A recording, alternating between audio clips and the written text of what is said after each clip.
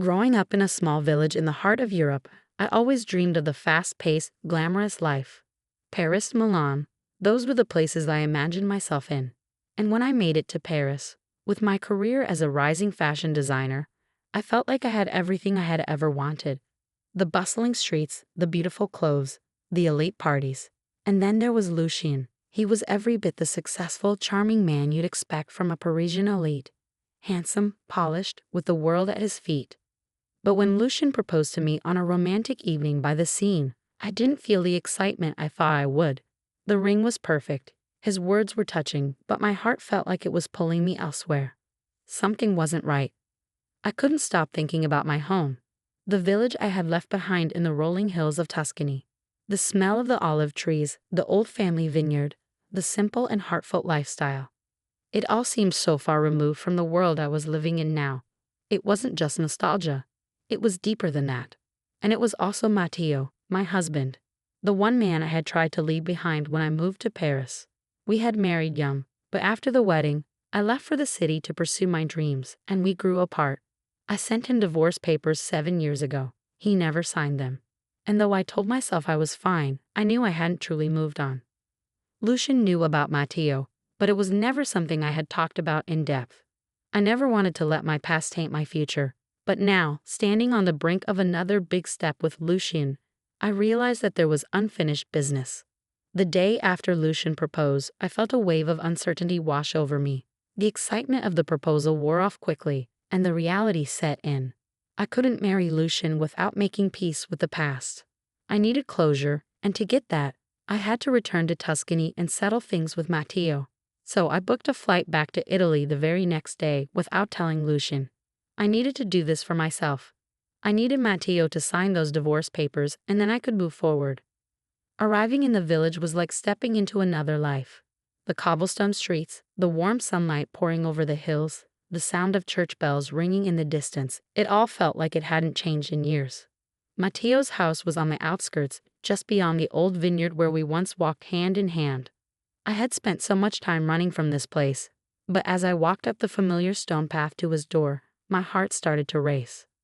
When he opened the door, I saw the same Matteo I remembered, only older. The years had been kind to him. "I didn't expect to see you," he said, his voice soft but steady.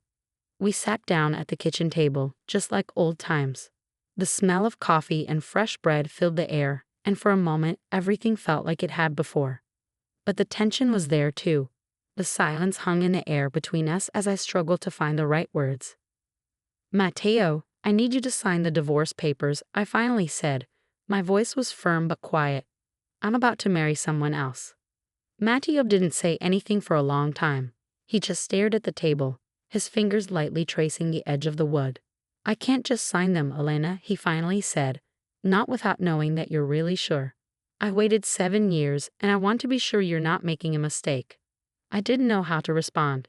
It was clear that Matteo still cared for me, that he hadn't moved on in the same way I had. But I had to be honest with myself. Was I ready to move on from the life I thought I wanted? The afternoon stretched on as we talked about our past, about the life we had built, and about the dreams we had for the future. I realized that I had never truly let go of him. Maybe I had tried to force myself to, but I couldn't shake the connection we had. "I need to figure this out," I said, standing up. "I need to think." The evening came, and Matteo took me to the old vineyard. It was quiet, peaceful, and I could hear the wind rustling through the olive trees. We walked along the familiar paths, talking about everything and nothing.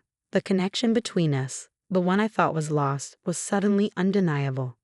I couldn't ignore it anymore. Matteo was a part of me. He always had been. The next day, I called Lucien. I couldn't avoid the truth any longer. I had to tell him everything about Matteo, about my past, and how I was feeling.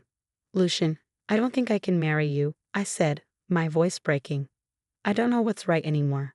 I thought I was ready for this, but I need to sort out my past before I can move forward." Lucien was silent for a long time before he spoke. "You need to do what feels right for you, Elena. If you need time, take it. I'll be here when you figure it out." I stood at the edge of the vineyard, looking out at the view that had once been so familiar to me.